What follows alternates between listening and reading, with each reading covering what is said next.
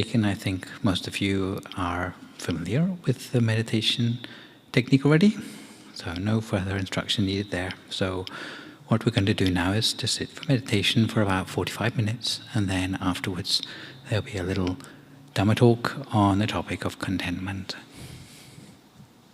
So if you'd like to make yourself comfortable for some meditation now.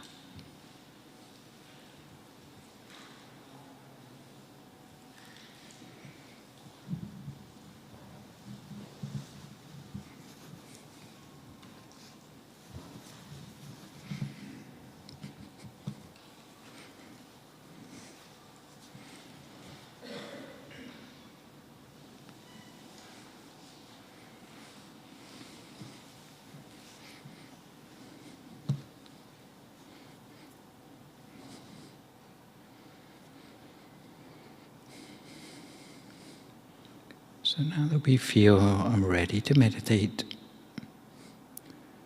we can start by adjusting our sitting position to be as comfortable as possible. It doesn't matter whether you're sitting on the floor or on a chair, as long as you find yourself settling down into the most comfortable possible position. If you're sitting on the floor, then make sure that neither of your legs are tense as you cross them. And make sure there's nothing to impede the smooth circulation of your blood throughout your legs. You can place both of your hands palm upwards in your lap. And if you're sitting on a chair, then it's probably best to have both feet flat on the floor and your back extended to its full height, with your chin horizontal and both hands resting in your lap as comfortably as possible.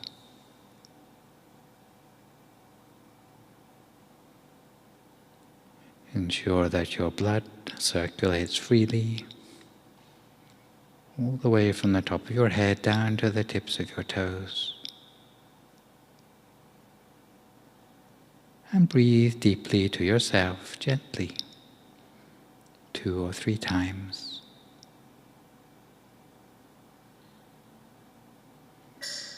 And with each breath, allow your attention to be drawn back within yourself, breathing in until your awareness is located down at the deepest point of your abdomen. And as you breathe out, then breathe as slowly as you can.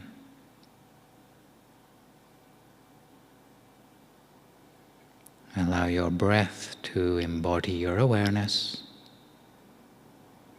and bring it back to the present moment.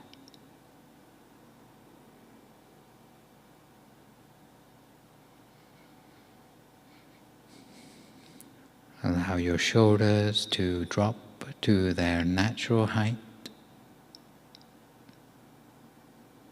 as you follow the breath a few more times.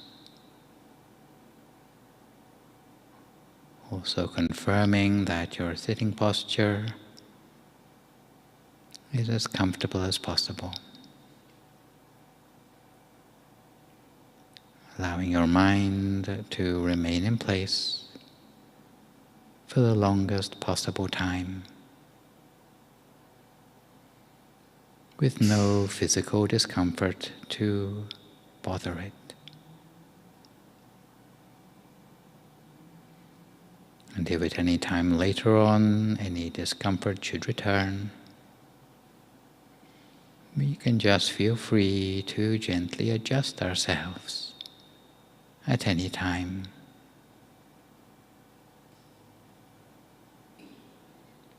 So we adjust our sitting posture to be as comfortable as possible,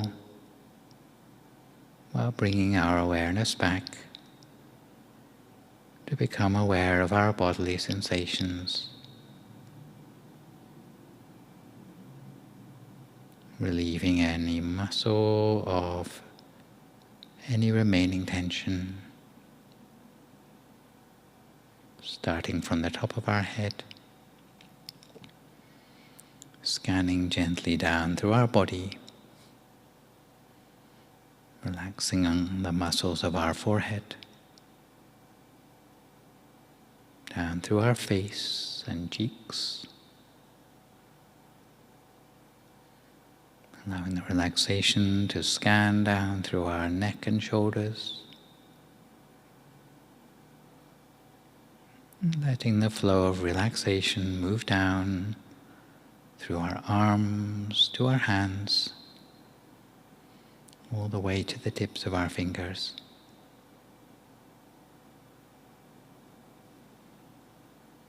Feeling the relaxation in our chest and letting it flow all the way down through our abdomen, to our legs, our feet, and all the way to the tips of our toes.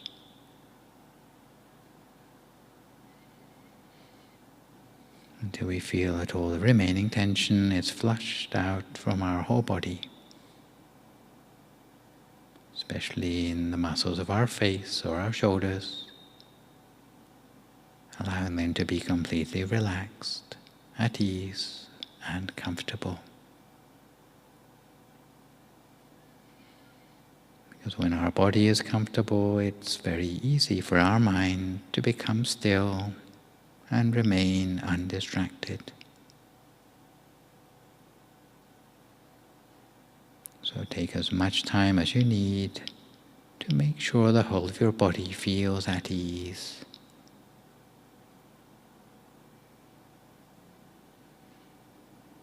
And if your mind wanders or begins to become distracted, there's no real need to fight those thoughts. Just bring the attention back gently to the relaxation of the body, conjuring up a feeling as if you were going on holiday, taking a vacation, picturing yourself sitting alone in serene and natural surroundings. Might be on a beach, on the top of a mountain, in the middle of a forest, or even in the desert.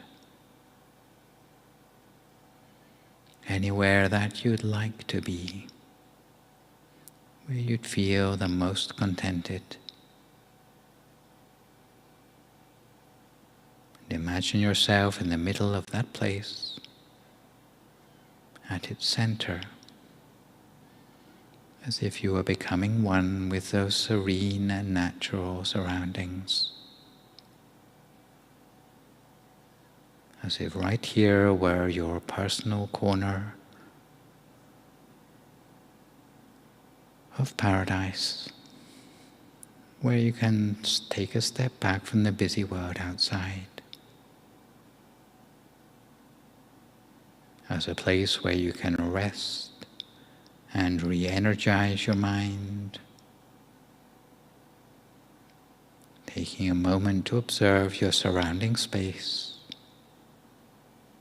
and feel as if it slowly expands outwards all the way to the horizon.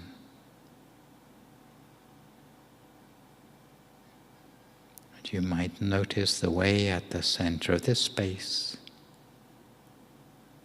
your entire body is embraced by a sense of peace and tranquility, allowing your awareness to come to a standstill within this sensation of peace. By a standstill, I mean that the thoughts die down into silence, allowing us slowly to decompress, let go of any remaining thoughts, feelings, or residual emotions, any frustrations or worries that still clutter the mind. You might allow yourself to feel as if those worries and frustrations are gently blowing away like thistledown or the seeds on a dandelion clock, freeing up our mind from all the burdens we've been carrying inside us. Because whatever they may be, this is the time for us to rest, to just be. And that begins with unburdening our own mind from all sorts of mental clutter, letting them go one by one, little by little, until our mind feels as comfortable as our body, feeling free, almost liberated, as if everything inside us has become light in weight, spacious, expanding,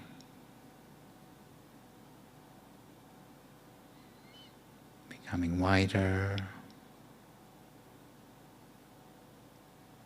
unburdened.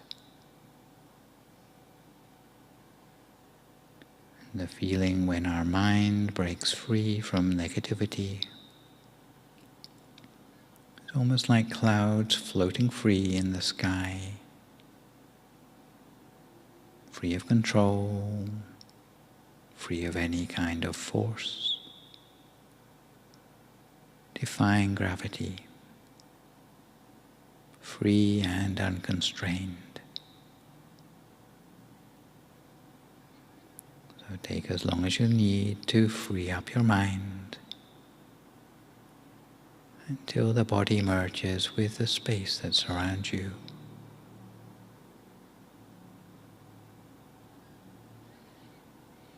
And at this point you might slowly bring your attention back inside the center of yourself, somewhere around the middle of your abdomen, the place that your mind feels the most comfortable to rest.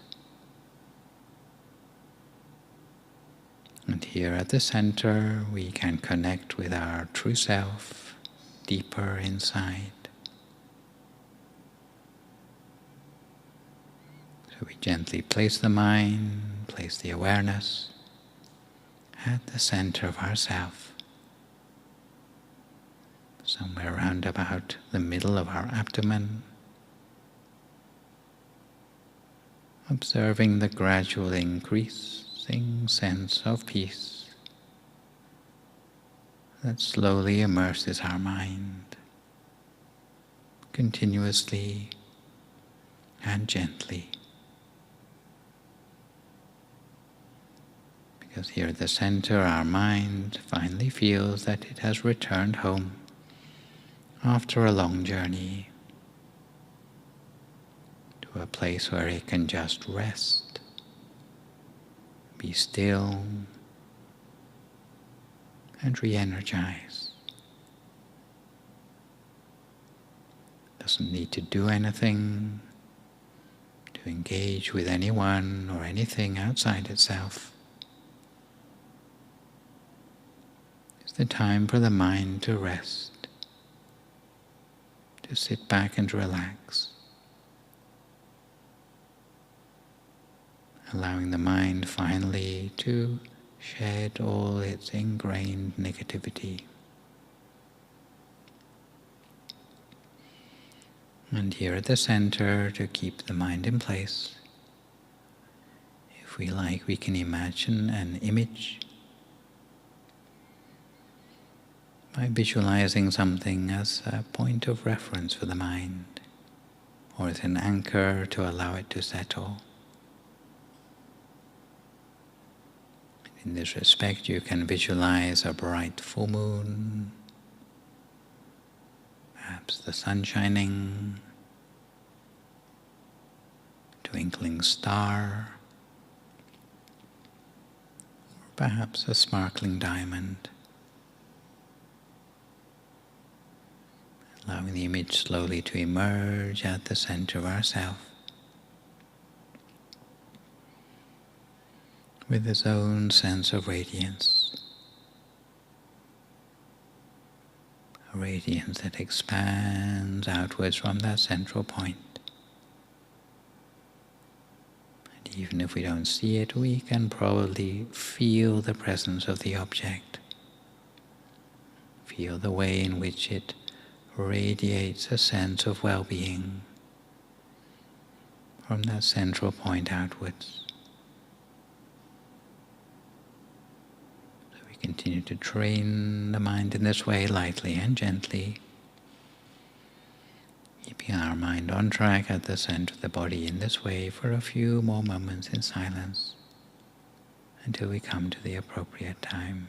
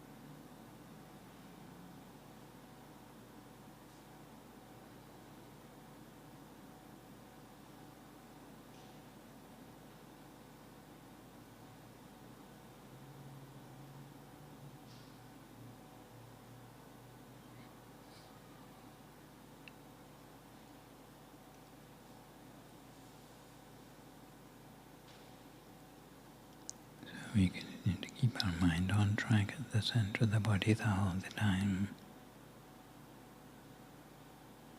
If we find our attention wandering off onto other things, each time we realize, we just bring our attention back again to the center of the body as before. If the inner object disappears, we can think of a new one. If it changes, we can just follow it in its new form. There's no need for us to change it back again.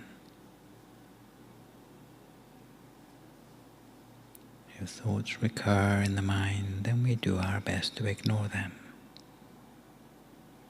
But if they're too persistent to ignore, we may make use of that traditional mantra, hearing the sound of the words Samma Arahang, Samma Arahang, Samma Arahang, coming up from the center of our inner object, for as long as it takes for the thoughts in the mind to settle down into silence. We continue in this way for a few more moments in silence until we come to time for some loving kindness meditation.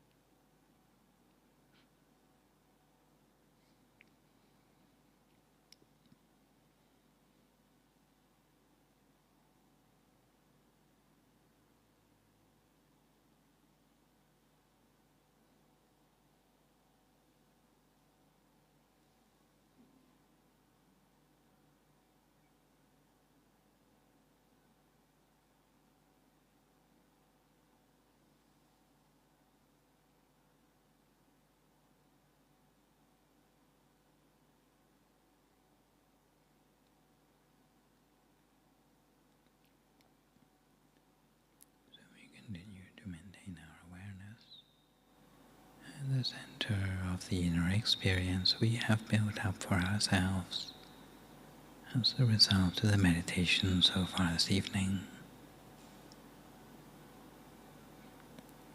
Sometimes that inner experience is like a form of peace energy which remains motionless at the center of ourselves. But with a little bit of encouragement, as we touch gently with our awareness at the center of that inner experience, whether it be a sense of well-being, a sense of inner illumination, or inner imagery, then that peace energy becomes more fluid, extending outwards from the central point.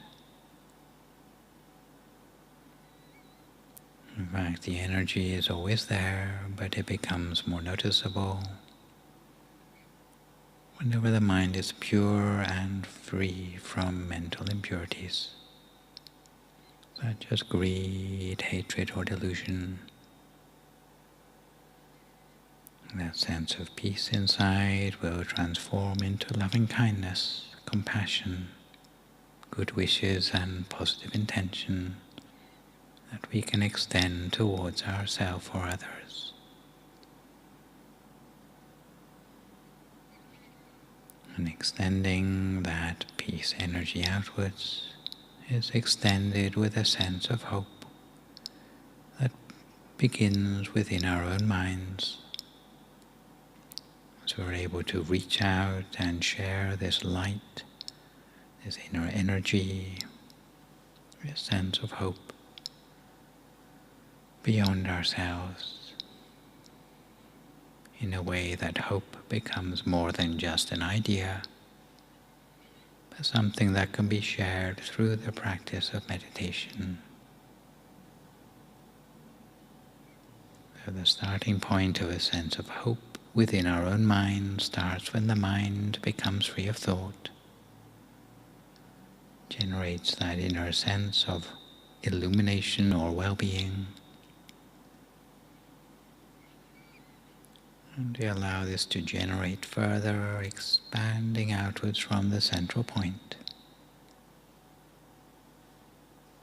with no need to push very hard, just allowing it to flow.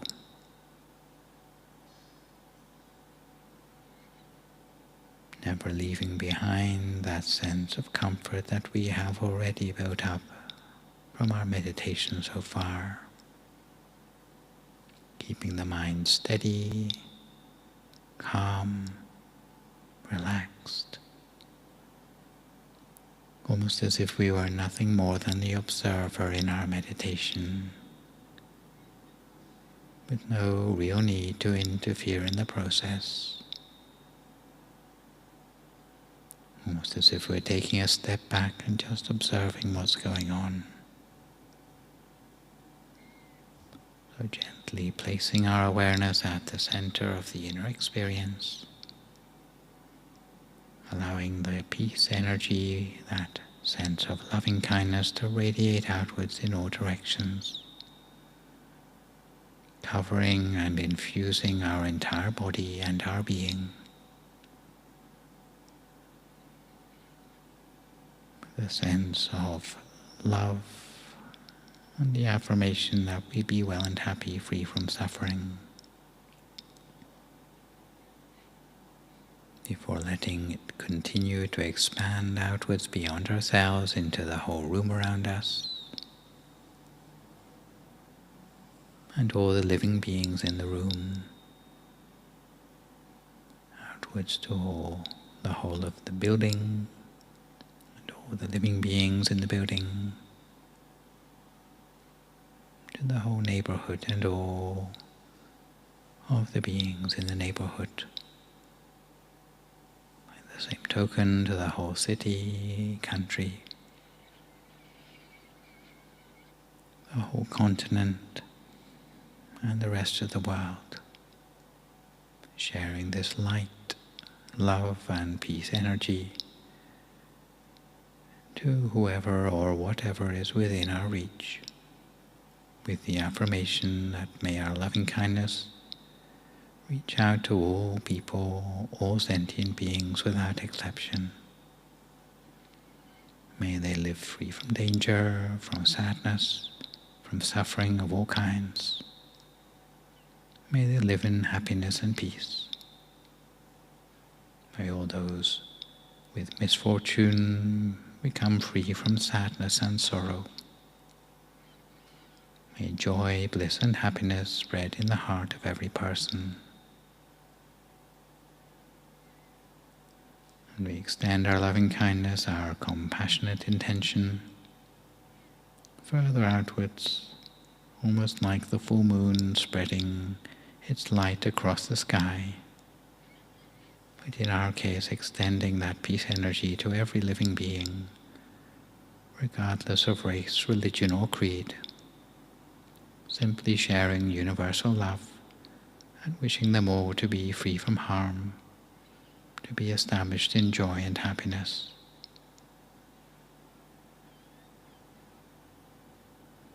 And through the tiny good intentions of meditators everywhere, extending loving kindness together, then a tide of goodness and peace will extend across the whole, the face of this planet, beyond borders, beyond boundaries, reaching every sentient being.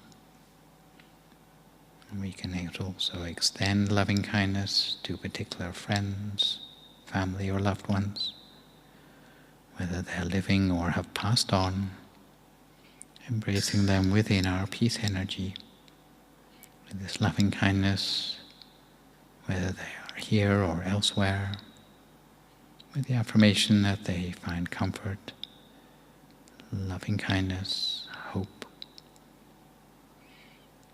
And may the seeds of compassion be planted in their hearts, minds and souls. So in this way we extend the light and energy without limits.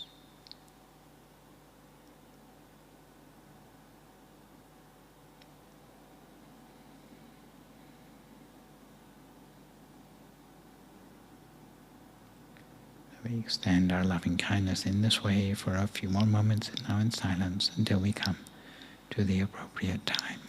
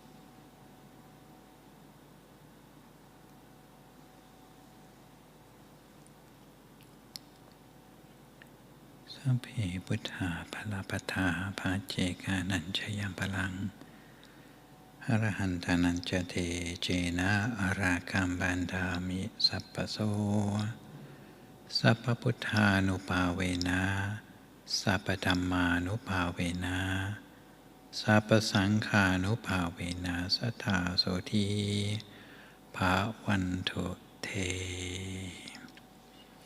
So if you'd like to come to the end of your meditation for this evening, you can gradually open your eyes again. If you feel at all uncomfortable, then slowly try changing to a more comfortable position before gradually finishing your practice. So far so good, everyone. Not too long for you. Not quite frozen to the spot.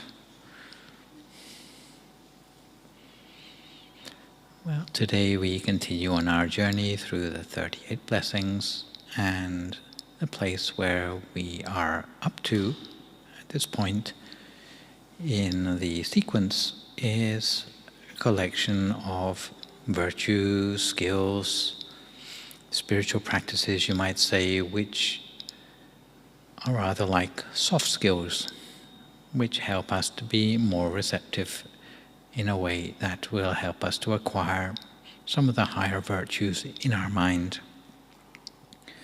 And over the last few times you've seen me, then we've started to look at the first two of these, which are respect and humility. And today we make a start on that of contentment. The first half, I'll be able to talk about what we mean by contentment and some perhaps discontent. And then next time I see you, we'll look at actually how to cultivate more contentment in life. But all the things I've mentioned are things which need to be talked about, because often the sort of advice that people get in life is things like, oh, you can't afford to be a kind person because if you're kind, then you won't get success in your life. You need to be sort of cutthroat if you're going to get success. And this is sort of general wisdom going around to encourage young people not to be too kind or to have any of the aforementioned skills, otherwise it will hold them back from their aspirations. So we need to do a little bit of explaining if we're going to advocate these sorts of things, especially in the context of a spiritual practice, because they are necessary as a sort of groundwork for the mind.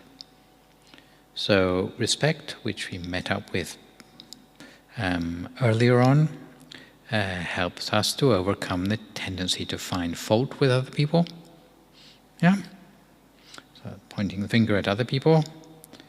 Last time, number 23, to do with humility, is more to do with how we see ourselves. So to avoid becoming complacent about furthering ourselves by thinking that we are beyond reproach. And one more virtue that we need to acquire for ourselves, especially because the sort of things that we are on a quest for in our spiritual journey are rather elusive, then the next thing we need in the skill set that we need for acquiring those more subtle aspects of the mind is to open up and sometimes just let things happen and take root in our mind, which is a little bit different from the way ambitions or goal-oriented or transactional sort of ways of looking at the world tend to assume that you need to work in order to get success in what you're looking for. Spiritual phenomena sometimes characterized a little bit like trees, where you add the water and the fertilizer at the roots, but where you expect the fruits and the blossoms to occur is not down there in the ground at all, it's up there. And if you are constantly looking for the flowers and the fruits when they're going to appear, and that's what I really am growing this tree for after all, then you forget to do the watering and the fertilizer. So sometimes you need to just forget about the fruits and just be happy to keep on with the watering and the care that you're taking of the tree in order for the fruits and blossoms to actually occur at all. So it's not the blossoms that you need to be interested in, even though in the end that's what you really are looking for. So contentment in a meditation practice is a little bit like the tree. It's if you are too interested in the results of your meditation and where did I get to and what is my attainments in the meditation and when's my next breakthrough going to be, then often it will only stand in the way of your progress. Often, even if it's not a perfectly genuine one, you need to have a sense of contentment with where you are, where you've got up to. Otherwise you can be rather like a person who's whining all day, how come no one ever listens to me? And if you say that for long enough, then you really will have no one left to listen to you anymore. Or another, perhaps useful metaphor is that of playing tennis, I'm told. Good trainers say you shouldn't worry about where the ball is going to go when you hit it over the net. Rather, you should pay more attention to the technique of hitting the ball. If you hit it in the right way, then it will go where you need it to go. So it's concentrating on the technique rather than on the outcome. And really this is where contentment fits in. It's a little bit of a sort of tricky subject to describe, but it's something of the nature of spiritual skills, the sort of things that we need to have in the toolbox. So if we get caught up in expectations or comparing ourselves to others, then we may find that the meditation we spend so much effort in doing will not lead to something that we can recognize as progress. So we're trying to define contentment, and maybe another useful translation of the word which is you might think about might be sort of acceptance, a little bit more trendy these days. Acceptance, contentment, they seem to be around the same sort of idea. Originally came from the Pali word santuti. And that can be broken down literally into san, which means oneself. Tuti means happy, so being happy with yourself. Doesn't mean being self-satisfied, but it means being happy with where you're up to. Yeah, being okay with yourself. And outside its Buddhist context, contentment is sometimes maligned, sometimes accused of standing in the way of progress, especially economic progress, making people lazy to change themselves or improve themselves. So they do down contentment. But it is useful to bear in mind that the reason we still try to look at the Pali words in the scriptures is because it reminds us that also in the scriptures they have separate Pali words for things like laziness or just going off on your own and practicing meditation, that sort of thing. They have special words for those as well, which are not the same word. So laziness, not the same as contentment. Yeah? Different word. And the idea of contentment in this blessing is that if you're able to accept your own strengths and weaknesses and place in society, then you will be in a better place to work on yourself spiritually. And it can be applied to what you have, what you receive, what might be appropriate to you. And the idea of it is to maybe reduce the tendency people may have to fight over limited amounts of luxuries, and also to avoid things like jealousy about other people or infighting, which can be quite common otherwise in society. So different facets of contentment. If you want to sort of get down to the sort of things, just like, be content, yay.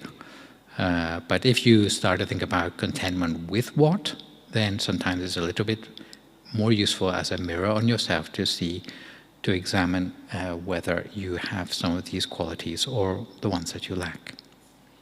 So there's really 3 sorts of contentment which are described in the Buddhist scriptures. The first of these is what you have. And the Buddha used the Pali words, salapang nati manyaya, you should never look down on what you have, either possess or who you are as a person. So it might mean being content with your family, your job, your appearance, your nationality. Even if there are faults with these things, nonetheless, if you are okay with what you have,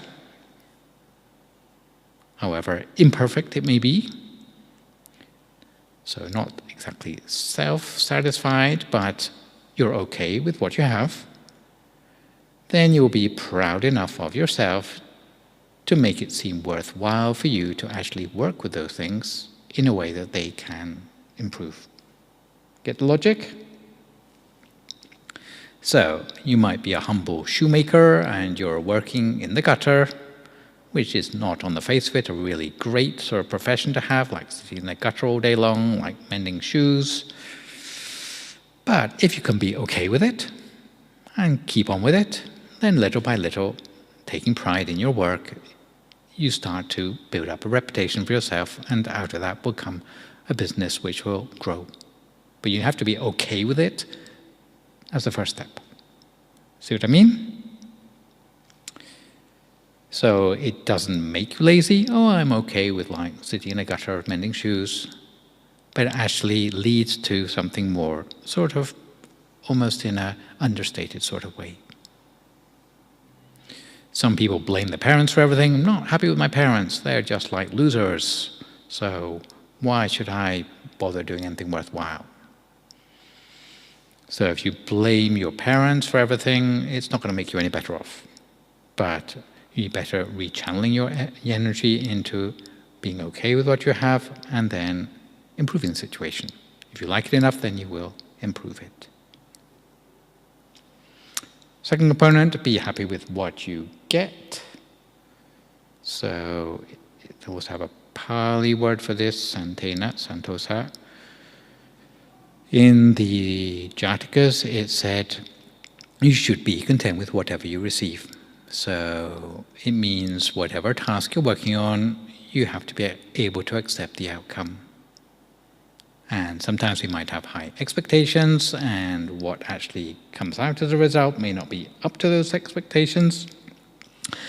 But if we're okay with it, instead of losing sleep over it, then we won't despair, and we'll be able to make the necessary adjustments next time around. That's the logic of it. So people who lack this sort of acceptance end up assuming that they are doomed to misfortune, and they might obsess over the things that went wrong.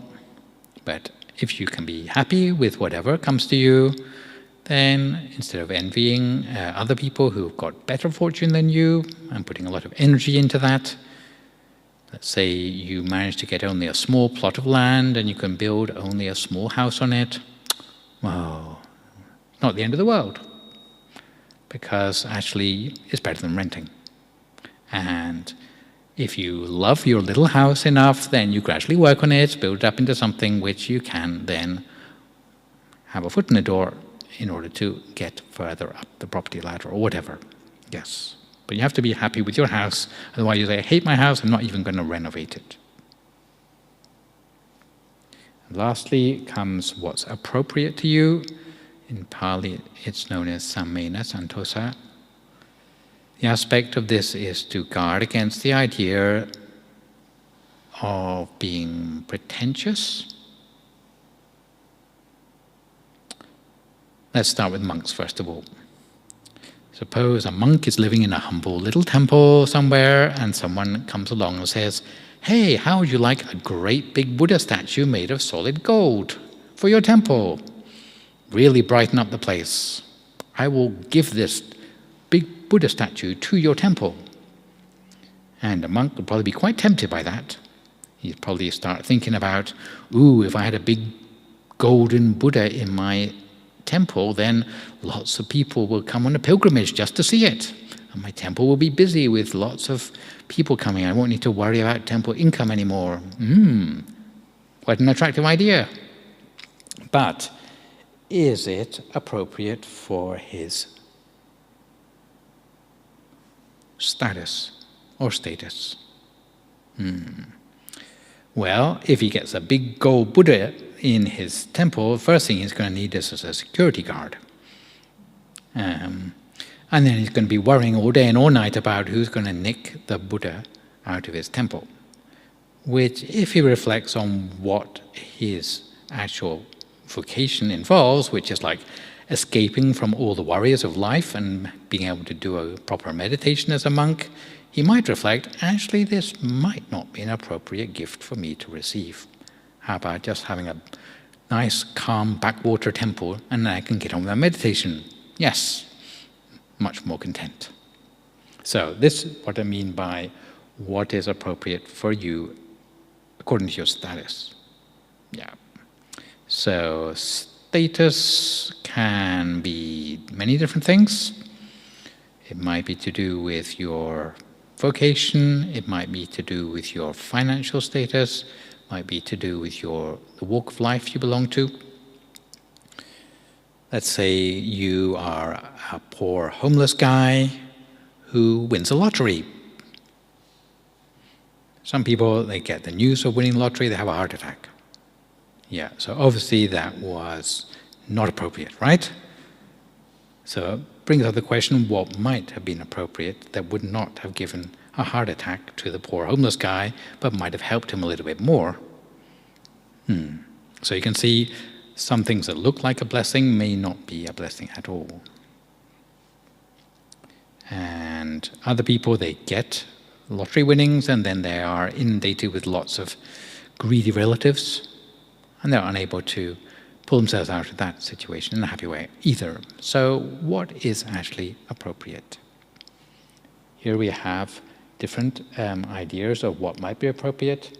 Status, potential, like what can you handle in terms of your potential to maybe change in order to accommodate this thing, and then your own level of morality or level of spiritual practice.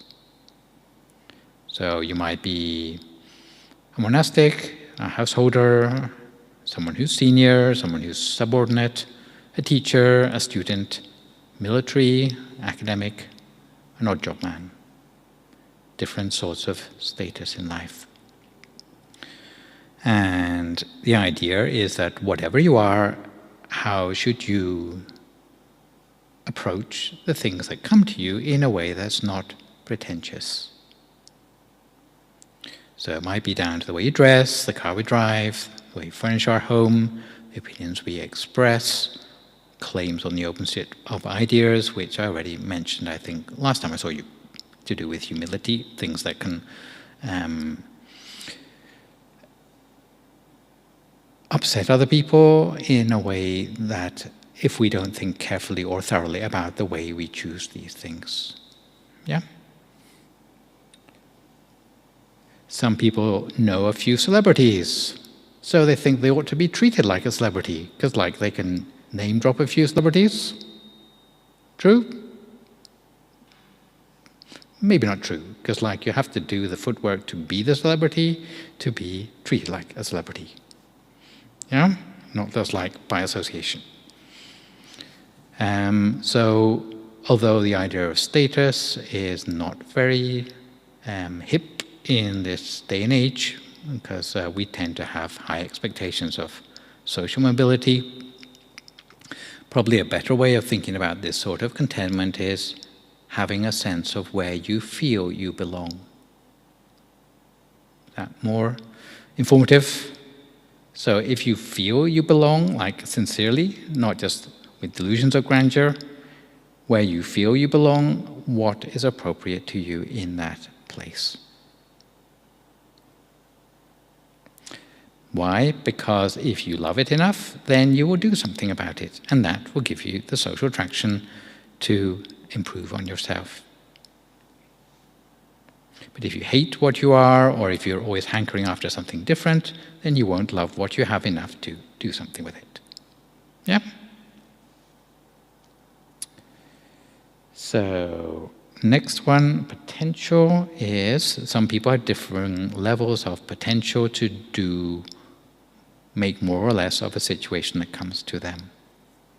And depending on how strong that potential is, then they may be able to handle more, like golden Buddhist statues or whatever, that they throw your way more effectively than the next person.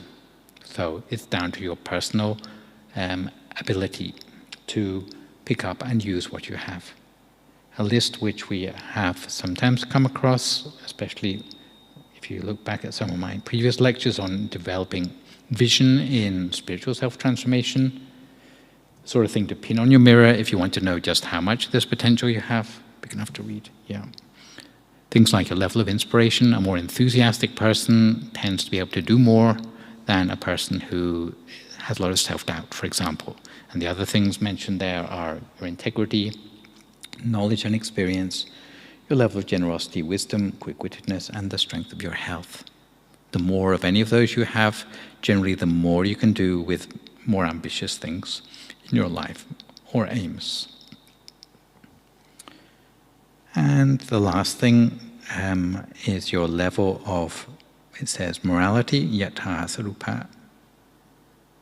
If you have set a certain level of integrity for yourself in life, so monks might have a certain level, lay people might have a lower one, but hopefully some sort of integrity there somewhere, then certain things, although they might be offered up to us for free, might not be appropriate to us if we have a certain level of where we are happy with in our level of integrity in life.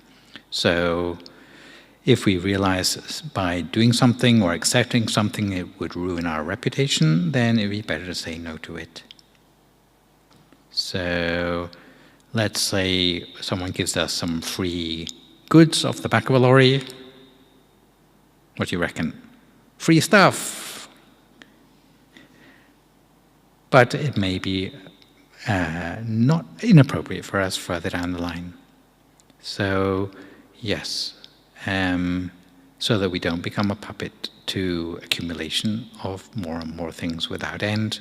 Some of these things we might say no to, because we don't see it as being up to the standards that we have set for ourselves or what we are happy with about ourselves.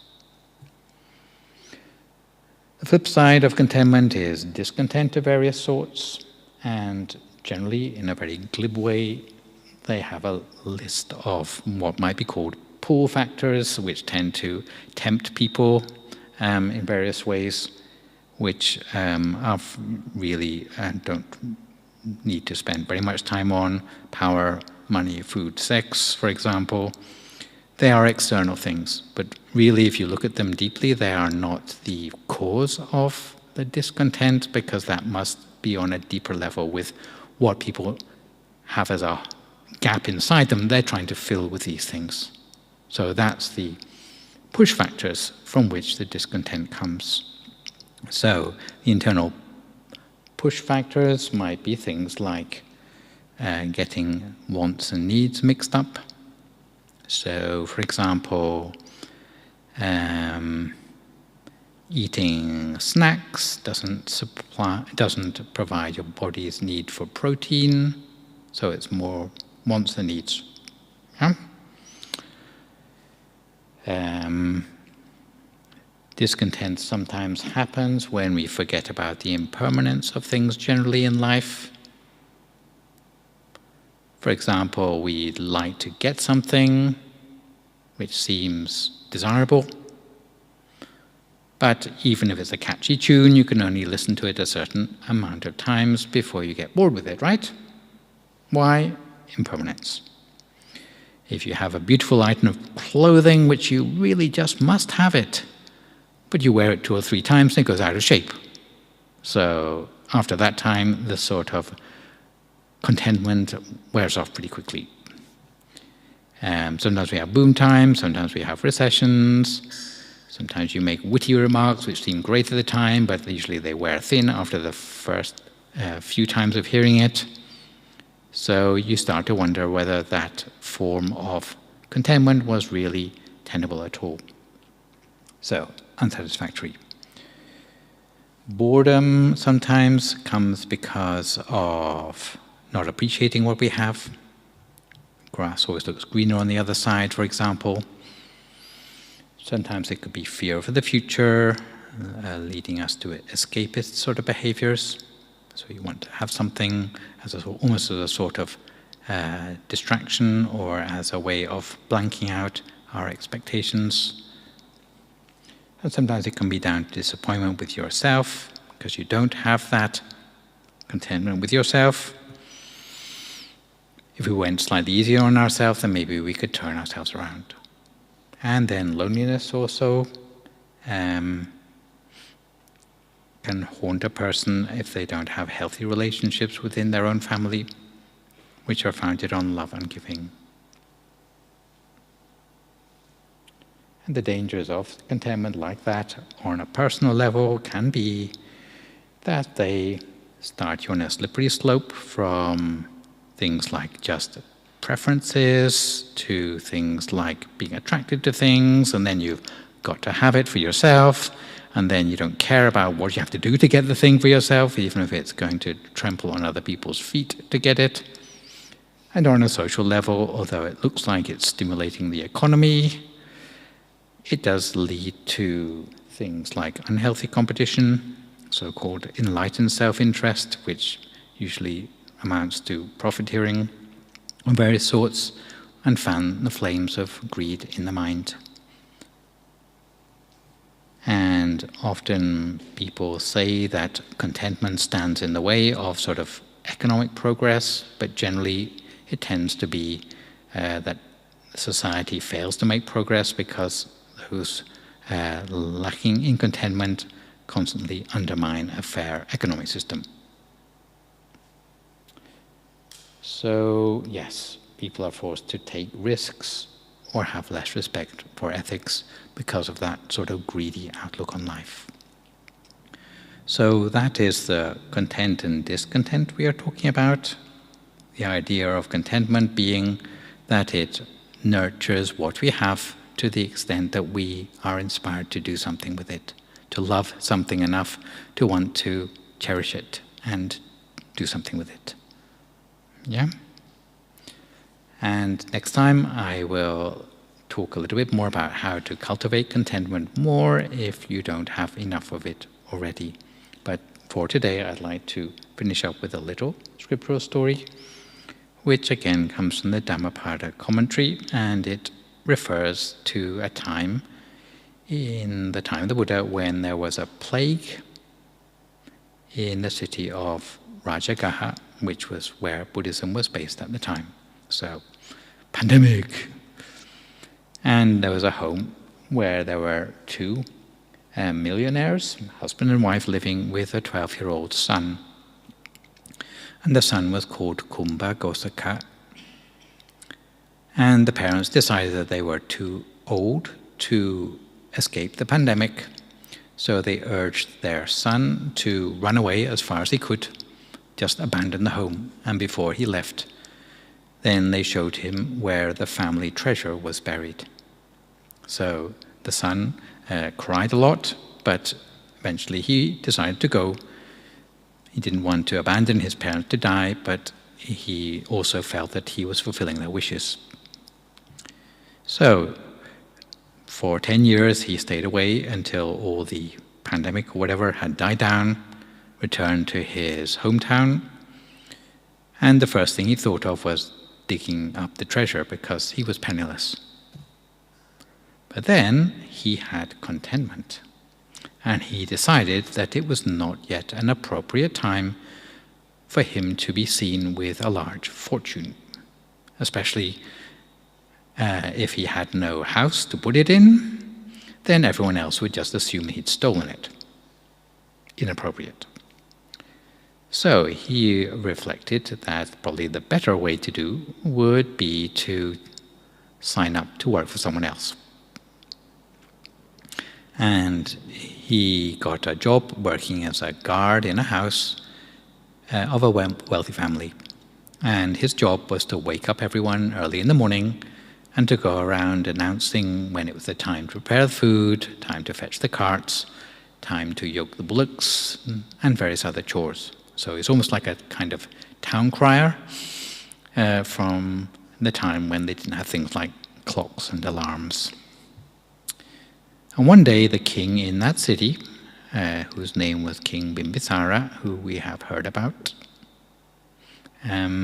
before, he heard the sound of the town crier making his rounds.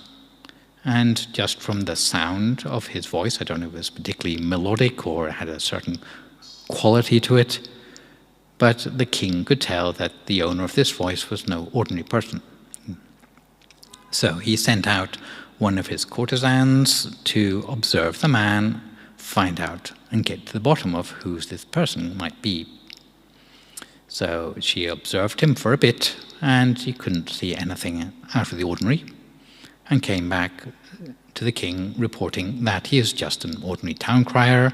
He had no wealth of his own. He just was working for a wealthy family, that's all. But the king didn't believe that she had got to the bottom of the issue. So he sent her back again to inveigle some more of the truth out of the man. And eventually she found out the family history, and she found out that he was indeed the heir to a fortune.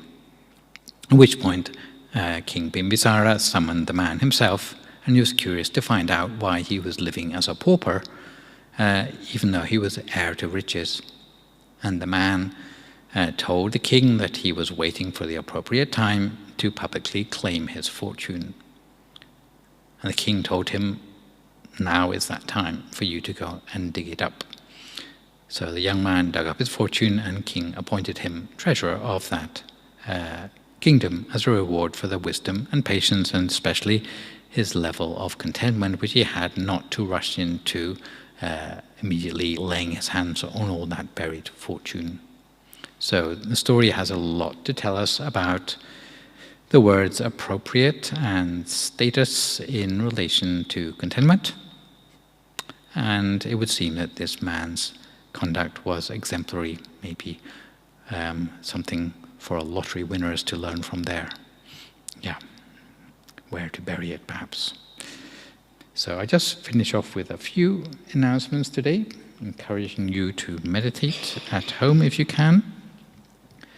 If you are not already a regular meditator, if you can find 20 minutes to meditate each day, that will help you to not only build meditation into a regular part of your life, but also in a way that you'll see some progress in your meditation as it builds up day by day. Some people like to meditate first thing in the morning, some people like to meditate last thing at night, some people like to meditate in their lunch break if they have a particularly stressful job. But finding 20 minutes each day will give you that sense of continuity on which you can then build at a later time as you feel the inclination. For those of you who may not be so familiar with the meditation technique, there's now an app which you can download for free onto your mobile phone, where you can hear lots of audio tracks leading you through the meditation in different ways from different teachers in our tradition. Here at the temple, we have classes still going on every Tuesday and Thursday evening. The Tuesday evening classes usually have a little bit shorter meditation, that's the only difference. And those will run pretty much up to Christmas, the 20th and the 22nd of December being the final ones for this year. And there's also still the meditation online on Saturday evenings, the MEU, with a monk giving a Dhamma talk and a short meditation via Zoom, which is useful for those who are maybe living a little bit further away from the temple but who like to keep in contact with a group. Next Thursday will be our full moon meditation here, both in person and online. We'll have a little candle lighting activity halfway through our meditation, as we usually do. And the theme for this full moon will be family harmony in the holiday season. And at the year's end, we have a informal meditation retreat coming up between the 30th of December and the 2nd of January. It's usually a pretty quiet time for most people. If they can't spend their whole year working, then this is usually the time when they force you to take a holiday. So it may be that many people have this period to join a meditation retreat when they don't have free time at any other time of the year. And it turns out that, although it's mostly for Thai people, there's quite a significant group of English speakers who have signed up to join it, where they might sleep over, or they may come first thing in the morning, go home at night, or they may come for parts of it according to their inclination. But generally we have talks in English going on in the mid-morning and the afternoon sessions, which you might like to come along and listen to, because it tends to be Dharma on a slightly different level, and also an opportunity to meditate as well. So if you're interested in that, then please speak to Kruwan as well. So for today, I think that's probably everything I have to share with you. But if there are any questions, comments, or feedback at this point, I'd be very pleased to hear from you.